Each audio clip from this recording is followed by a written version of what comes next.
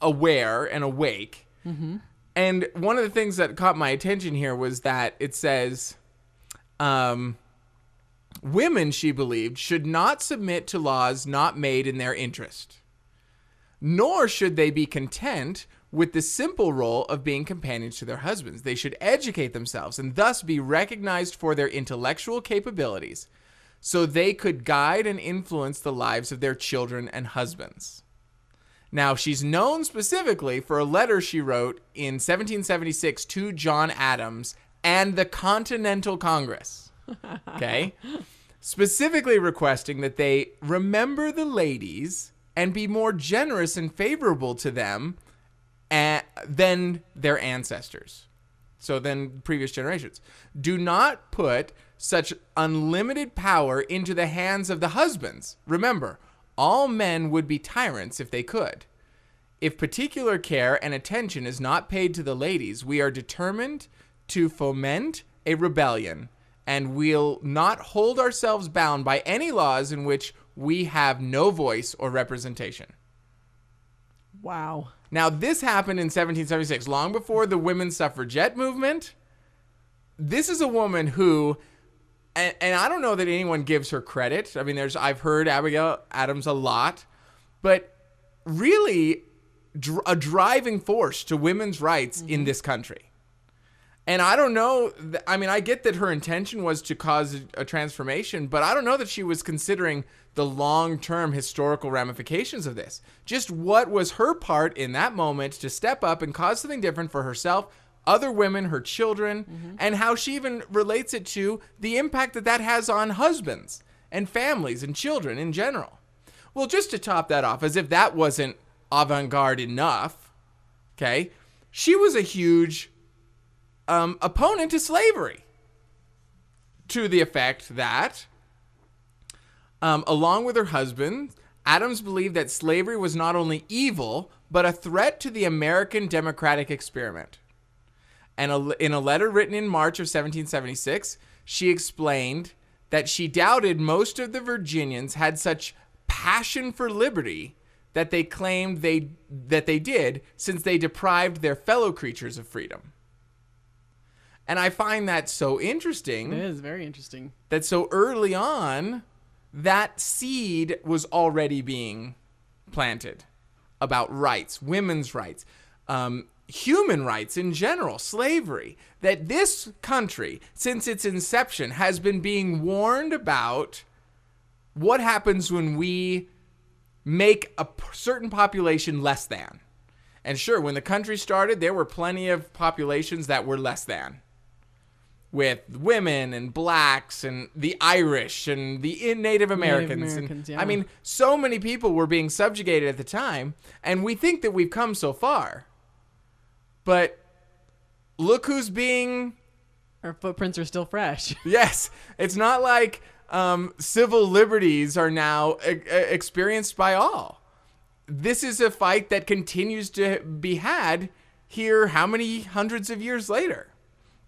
So that alone, Abigail Adams in her example, actually paved the way for another remarkable woman in history. Someone by the name of Isabel Baumfree. Now, she changed her name to Sojourn Truth. Now, this is a black woman. She was a slave, a northern slave at the time. She was an African-American abolitionist and women's rights activist. So not only as a black slave was she concerned about slavery rights, of course, but she was also concerned about women's rights, about the power and the freedom that women have. Mm-hmm. And she's actually very well known. In fact, I recommend everyone go find it. Wikipedia, I'm sure, has it. Her original speech that she made called "Ain't I a Woman?"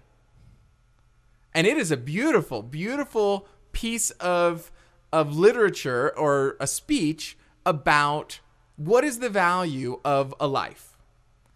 And even more, she doesn't go as far as Abigail Adams, but she does go far enough to say, look, if I am 4/5 of a person, at least give me 4/5 of rights.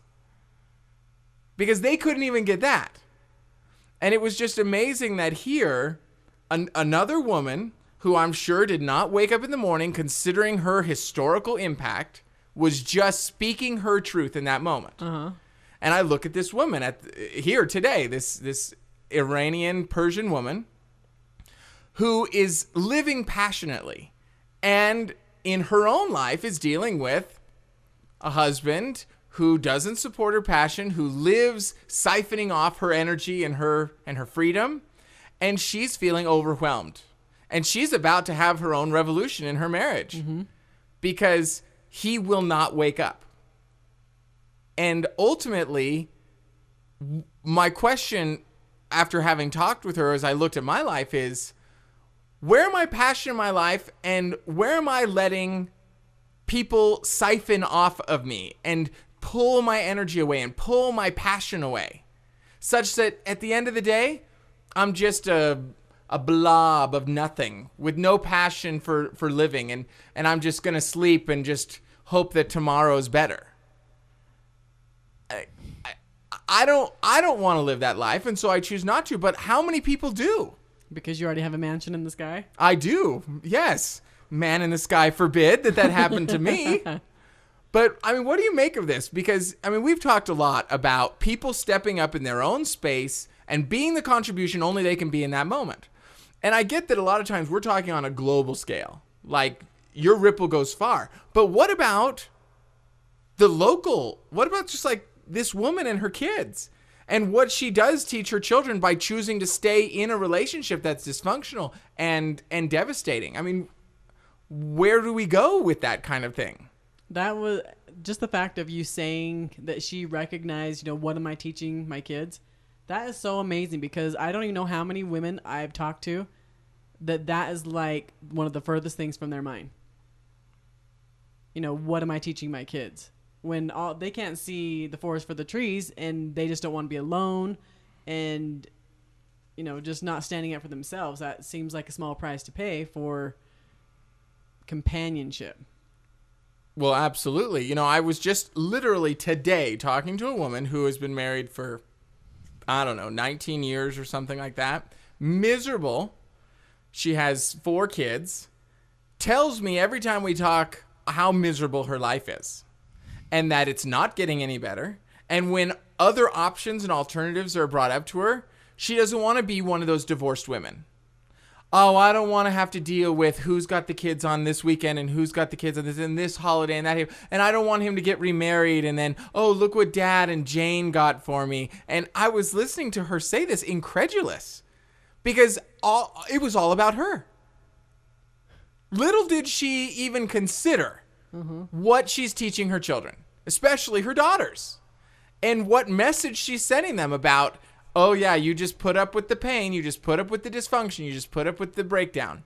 And it was so refreshing to meet this woman, not originally from here, who came here for the opportunity to live her passion. Right. And, she said, before I came to the United States, I was in Iran and I did hair, but I would never have considered a career, making a livelihood out of it. So when I came to the United States and I could do anything, I just went to something that I already knew how to do, which was hair.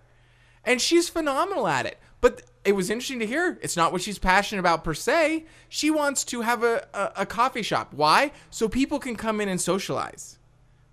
She wants to have an international coffee shop where people can come in and interact with each other and can share their experience of foreign countries and have coffees from exotic lands. And it's all about interacting. That's awesome. I know. And I was like, geez, anything I can do to support this woman. And then she's telling me passionately about all this stuff. And then all of a sudden she starts talking about her husband.